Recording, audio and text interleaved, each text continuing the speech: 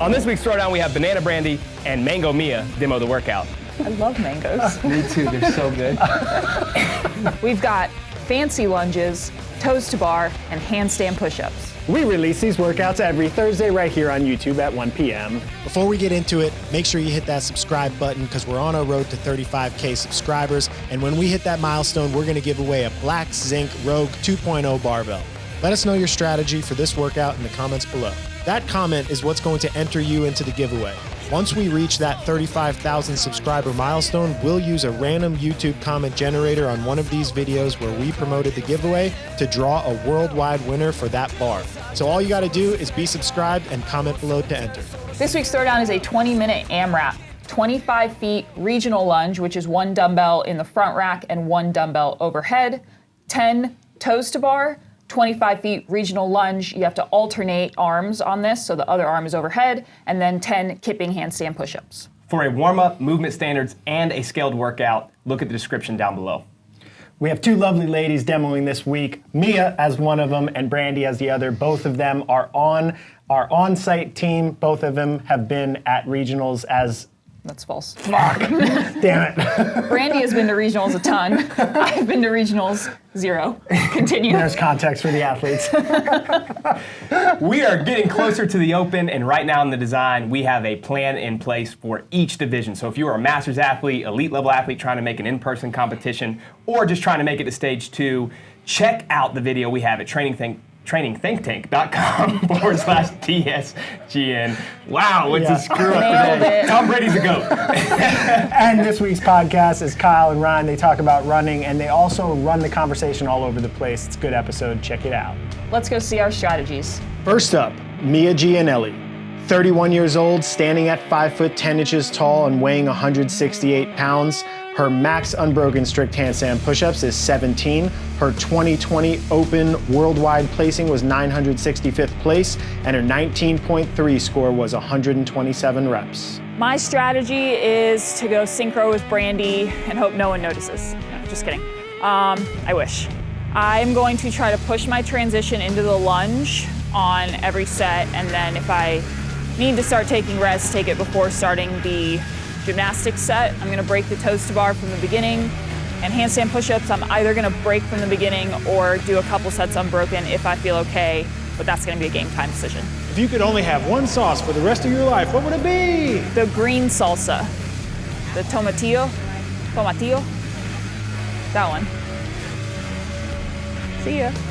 Next up, Brandy Mcgoldrick. 33 years old, standing 5 foot 8 inches tall and weighing 163 pounds. Her max unbroken strict handstand push-ups is 18.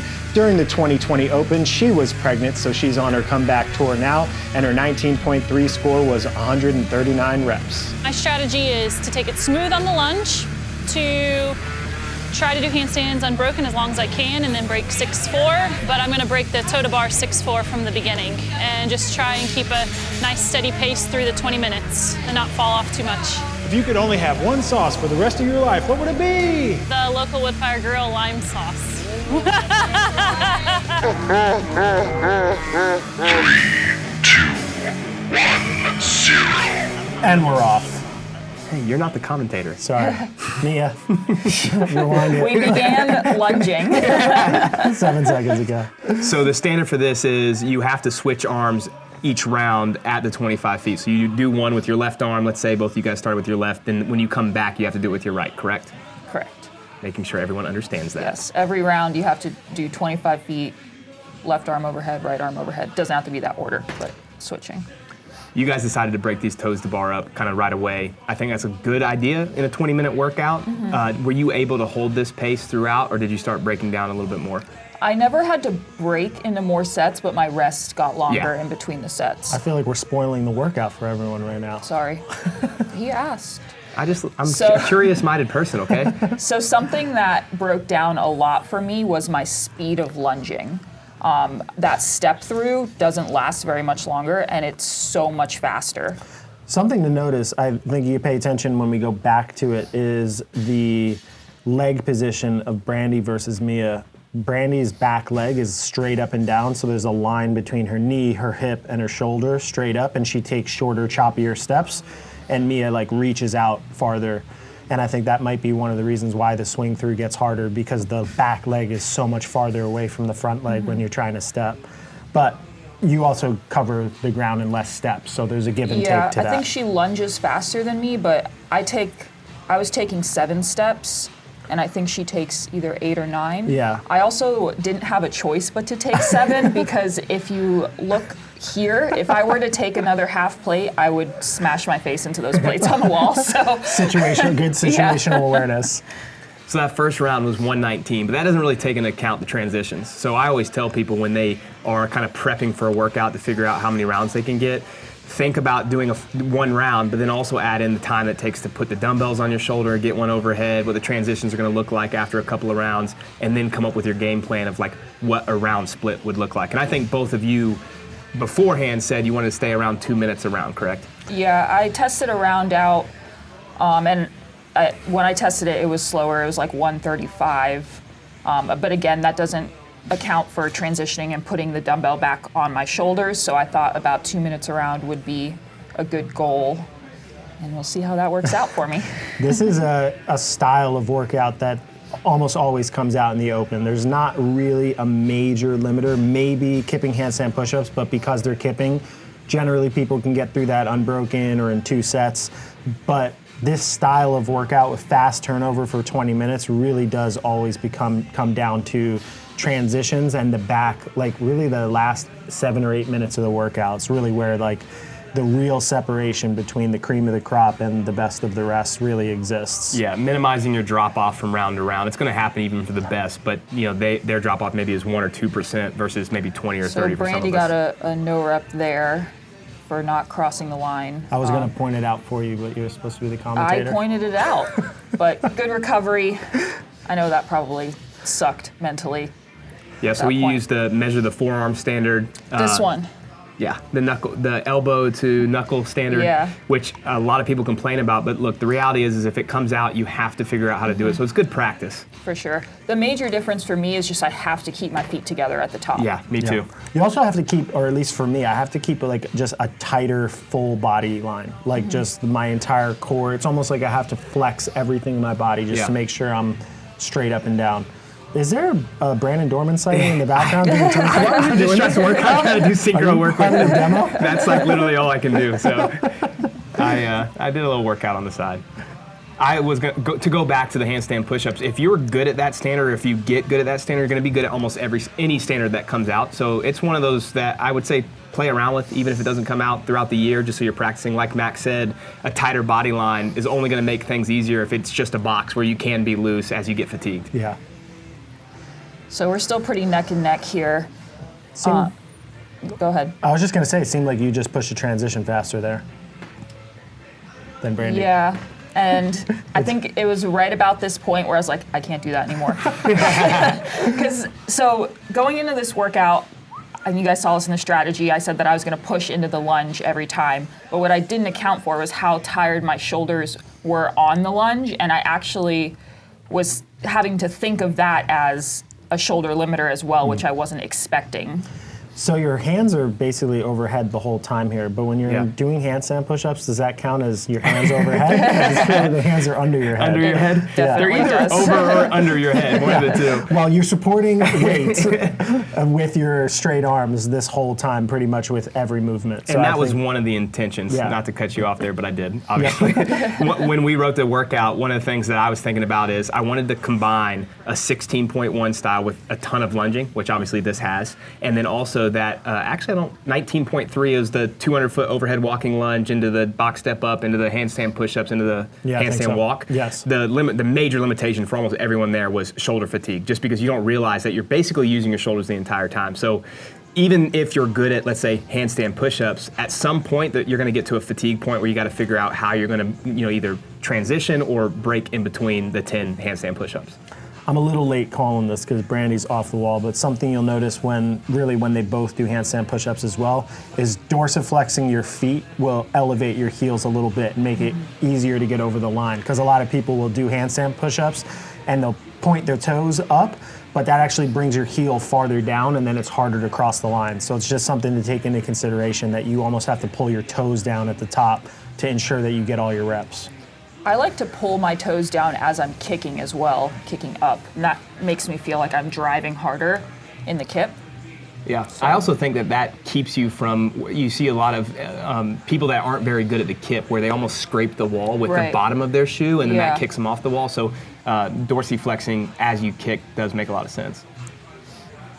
And my arm, do I have like a hyperextended elbow or something? Way back there. Yeah, your body line is very arched. Brandy's is much straighter. I'm not sure if there's a better or a worse there. I think it's just figuring out how to get tension and move forward, but something to consider as you're going through your technique.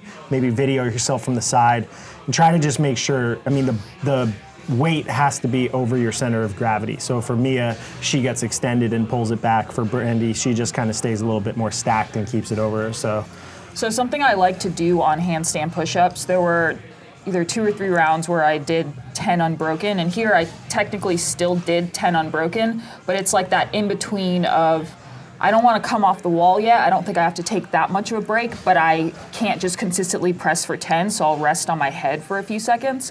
I've had a lot of people tell me, don't do that, that's dumb, but I think that it actually helps me a lot, because it's still a break, but it's a much shorter break than kicking off of the wall. yeah, I find that with kipping handstand push-ups, I can do that. Strict, Oh, definitely not so much. strict. You gotta have that head bounce, the head rebound. The neck crack. Yeah. Yeah, that kind of goes back to with all the movements that you know are going to come out, let's say in the open or any qualifier that you do, you should be practicing different variations to see what you're most efficient at. So like the perfect example is Mia's lunge versus Brandy's lunge. Which one you can do the fastest and which one takes the least amount of effort. And then combine all of those kind of like subjective feedback points and then come up with a game plan for depending on how long the workout is for what you're going to do. And this is going to become more and more important now as we're getting closer to the open. Yeah. You know, I feel like we set these up so people can practice competing, but now it's a matter of like, all right, well, the competition's coming, so maybe put a little bit more focus on making sure that you're trying to get everything out of your body, which maybe wasn't optimal for you guys demoing because you did do a lot of shoulder overhead the day before this. Who wrote that workout the day before, actually? His name's Mike McGoldrick. Yeah, he did it on purpose. Mike's over there with Liam. I'm actually talking to Liam right now. Hey, Liam. Yeah, there was just a ton of shoulder fatigue in this workout. I mean, you compared it to 16.1, and the setup is similar, but to me, it felt very different than 16.1. The limitation is different. Very different, right.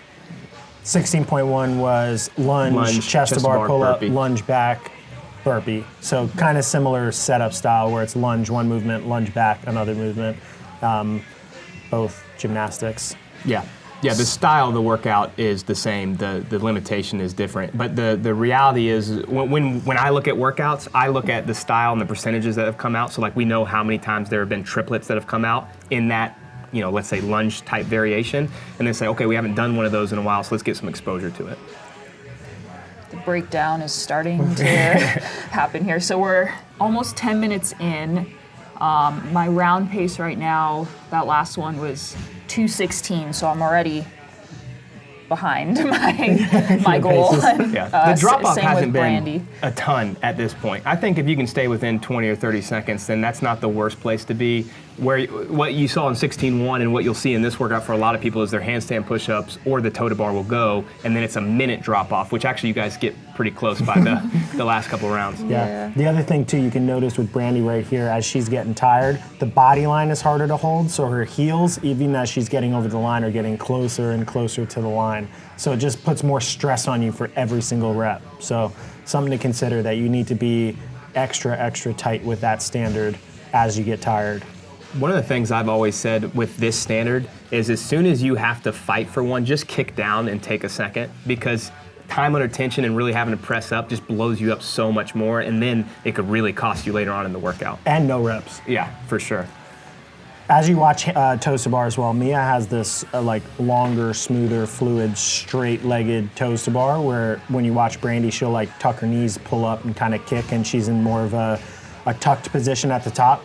That's another like individual variance thing that you need to figure out, just what makes the most sense for you to be able to continue to get your toes all the way to the bar, you know, and how much hamstring length you have, and all that stuff will create different techniques for different people.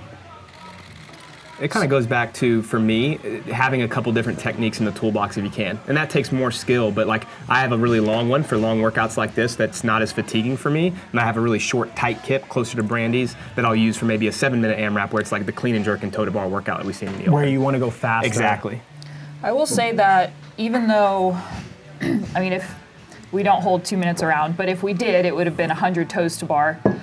Which is a big number. It is spread out over 20 minutes, and you're only getting back to the set every 2 minutes at what we were targeting.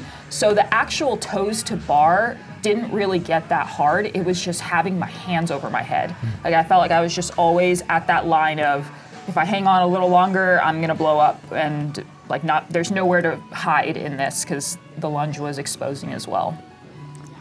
So you finish your handstand push-ups there right at 12. Let's see how long the transition is. About 10 seconds. That's not actually too long. Yeah, that's... But you did say in your strategy that you were going to be urgent with those transitions.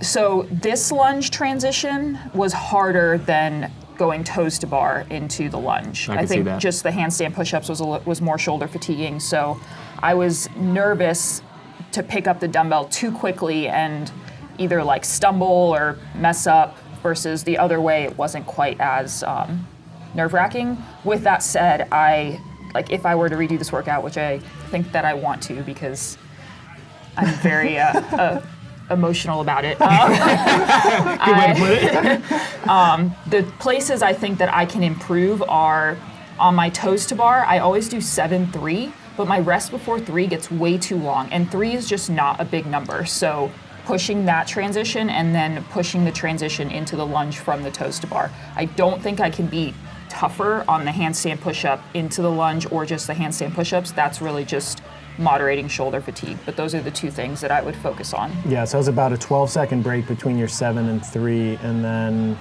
this transition's a little bit long as well. So I think if you cut a little bit of the transition time between the 7 and 3 and a little bit of the transition time before picking this lunge up, you probably have 5 to 10 seconds on every single round, which is a lot of extra time. For sure. These are the styles of workouts that people repeat, and they get a round or 2 rounds better just from having the experience of doing it. Unfortunately, you're the 2 sacrificial lambs. That's all right. What's the female version of lamb? Lamb? I have no It's idea. like human? Or is it like male lamb, female lamb? Can we phone a friend? Lamettes. For those at home, I think, sorry, Mia. That's okay. I think it's important that when you listen to Mia talk about like maybe a retest strategy, that the first thing she's looking at is what are the places that I can get better at that are like basically free to me without any extra effort. And then she can start examining her effort after that. But I think that's a really good place to start. Like, oh, those transitions, I didn't need them to be there. Or, oh, my lunge was a little bit off here. Whatever it may be, look at that first and then look at your effort. Yeah. So something Brandy has been doing really well is she's making up time on toes to bar every round. She started out breaking them either 6-4 or 7-3, and now she's doing them unbroken because she recognized that she had to break the handstand push-ups, and that kept her like from not falling behind for a while, and then we just both kind of explode in the last 4 minutes. So you just finished round 6 or finished round 7? Yeah, round 7. So the rounds went from, really the second round is the first that I think is a realistic split. So Mia, you were at 149, Brandy was at 153, so you guys were pretty much neck and neck. But then rounds 3 and 4, you started to get ahead where you were at 2 minutes, so really no drop off there for you. And then Brandy had like a 25-second drop off at 2:14. And then that's kind of where you guys held on within a couple of seconds for a few rounds. Yeah, so you were 149, 2 minutes, 206, 216, 225, 228. And then we're in this next round, so I'm going to blow that time for everyone. Yep. Call the action, Mia. Yeah, I'm doing toes to bar. It was never a question that I couldn't hold my toes to bar set. That felt okay. Again, it was just taking too much rest in between, which that one wasn't as bad as I think some of the other ones, but still, going in a 7 drop into a 3 should be quicker than that. Why not just try for 10 unbroken? Or is it that fatiguing? No, I was just nervous, and I think when I redo this, I will start with 10 unbroken and then just go to 7-3 when I need to, but I was just nervous that I was going to cross that line with my shoulder fatigue. It was it was just like from 3 minutes in on, I was just like riding the line of, and that's a very thin line. I don't know if I'm going to push too far and start to like fail my sets. And maybe that's me just needing to know myself a little better and trust myself, but it was hard. What do you feel about that lunge, where it is kind of that regional style? Is it hard to breathe? Is it just shoulder fatigue? I felt just shoulder fatigue. Yeah. This late into the workout, I was feeling actually from going from the kip into the lunge was hard on my legs, Yeah. like driving with my legs on the handstand push-up kip. But legs weren't really the limiter just because my shoulders were so tired. No. What do you think some legitimate scores for like intermediate style, RX style, and elite would be on this workout? And will males be on average better off because it's shoulder limited, or because it's kipping handstand push-ups, it probably won't be as big of a separator, do you think? I think that the elite women would probably hang with the elite men on this. Yeah, I would think so as well.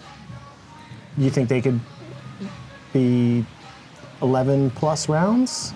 I think they could probably be like 12 rounds. If someone can stay unbroken the whole time, which I don't think is Yeah, I don't think too that's much to unreasonable. ask. 120 toes to bar and 120 handstand push-ups over Yeah. the course of 20 Yeah. minutes for an elite is probably feasible. I think a good average is around 145 to 150 a round, which is pretty close to that. If you go any faster, I think even for the elite males and females, at some point they're going to drop off. But I mean, 10 kipping handstand push-ups and 10 toe to bar for a lot of these top males and females now is pretty easy on a 2-minute or a 150 clock. All right, so that's elite. I think if we go to intermediate, I feel like the biggest limiter, my guess would be the kipping handstand push-ups. Yeah. So I think strategy-wise, it's going to be a little bit different for intermediate athletes. I think it's going to be push the pace of the lunge, push the pace of the toes to bar, push the pace to the lunge, get back to the wall, and almost take your time and make your reps. Yeah. And think of it as like that's the time where you can get your heart rate back down and then push the other stuff almost metabolically. But that could be dependent. There are some intermediate athletes that have great gymnastics, so that wouldn't be the case. So I think it's going to be hard to try to classify scores in that intermediate group. I think this is one where intermediates potentially could be competing with RX and elite type I athletes. do think that the lunge for athletes who aren't strong is going to be tough. It was much tougher than front rack and much tougher than one dumbbell overhead. Obviously, you have more weight on you, but just the balance of it and combining that with the shoulder fatigue over the course of 20 minutes. Don't sleep on the lunge. Make sure you practice it, figure out how to get it racked quickly because you can lose a lot of time there, and you don't want to spend time adjusting while you have one arm over your head supporting weight. So we got a minute left. This is the finishing kick. I was going to say Mia's finishing kicking, but you transitioned for 15 seconds before. Yeah, but I do them unbroken, kind of, with lots of resting on my head. I was trying to kick. Yeah, these are the types of workouts too that when they're gymnastics limited, I feel like it depends on where you are to try to have a kick. For sure. Just like if your core is failing and you're doing toes to bar, or if your shoulders are failing doing handstand push-ups, it's just hard to push the pace. Whereas if you're at the lunge, I feel like that's something you can kind of just pick up and go. I almost tripped on that lunge. Yeah, I thought you were going to fall. Down goes Mia. So both of you with some 15 urgency seconds. to finish. That's a huge thing in the open, is making sure you are watching the clock. Even if you can't kick, at least come up with a game plan to finish that last minute. 5, 4, Good 3, jump up by Mia. 2, Finish with 2 1. toe to bar. Brandy with 5 Time. handstand push-ups. Would you give me that third one? Ansley didn't. No. Yeah, Yep, it wouldn't matter. Good job, Ansley. Great effort, Project Pat. Do your thing. It's a wrap, you know what I'm saying? Your boy Project Patar in this thing, man. Hey, look, man, thank y'all for watching Training Think Tank's YouTube channel. Y'all hit that motherfucking subscribe button, you know what I'm saying? So y'all go ahead, man. Thank y'all for watching the channel, you know what I'm saying? Hit that motherfucking subscribe button, let it be known, what it be known, what it be known, you know what I'm saying? Patar.